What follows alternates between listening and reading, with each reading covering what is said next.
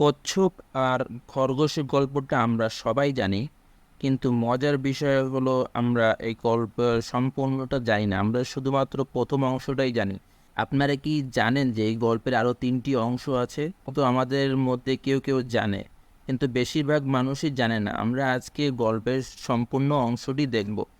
চলেন শুরু করা যাক। গল্পের প্রথম অংশটি ছিল, এই অংশে আমরা ছোটবেলায় বইতে পড়েছি যে একটি খরগোশ ঘুমিয়ে যায় আর কচ্ছপ জিতে যায়।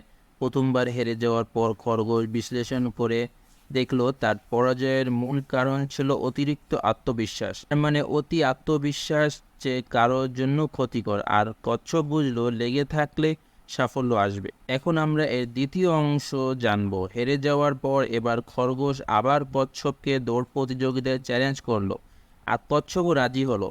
এবার খরগোশ না ঘুমিয়ে দৌড় শেষ করলো এবং জয়ী হলো। খরগোশ বুঝলো মন দিয়ে নিজের সামর্থ্যের পুরোটা দিয়ে কাজ করলে দ্রুত সফল হওয়া যায়। আর কচ্ছপ বুঝলো ধীর স্থিরভাবে চলা ভালো, তবে কাজে উপযুক্ত গতি না থাকলে প্রতিযোগিতামূলক পরিবেশে জয়ী হওয়া অসম্ভব। এখন আমরা এর তৃতীয় অংশটি শুনব। কচ্ছপ এবার খরগোশকে আরেকবার দৌড় প্রতিযোগিতার আমন্ত্রণ জানালো। খরগোশ নির্দ্বিধায় রাজি হয়ে গেল।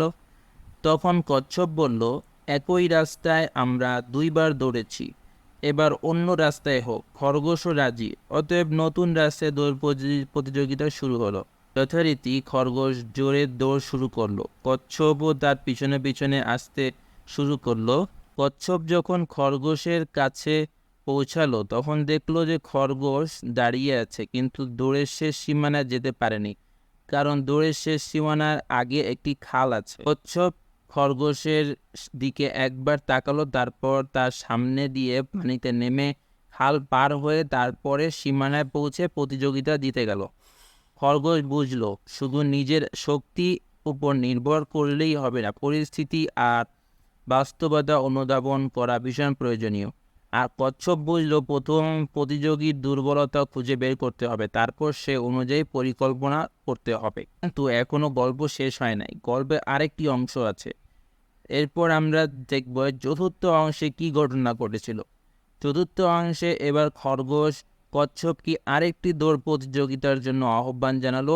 এই একই রাস্তায় কচ্ছপও রাজি, কিন্তু এবার তারা ঠিক করলো প্রতিযোগী হিসেবে নয়, বরং এবার দৌড়াবে সহযোগী হিসেবে। শুরু হলো প্রতিযোগিতা। খরগোশ কচ্ছপকে পিঠে তুলে দৌড়ে খালের সামনে গিয়ে থামলো।